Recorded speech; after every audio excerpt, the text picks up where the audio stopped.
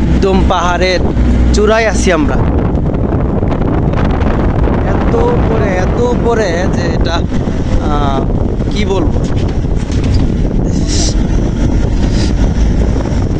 গাড়িতে নিজেকে কন্ট্রোল করতে পারতেছি না, ধরে রাখতে পারতেছি না, মানে একদম সোজা উপরে উঠতেছি আমরা। কান ঝিঝি পোকা ধরছে এরকম মনে হচ্ছে, কান বন্ধ হয়ে যাচ্ছে।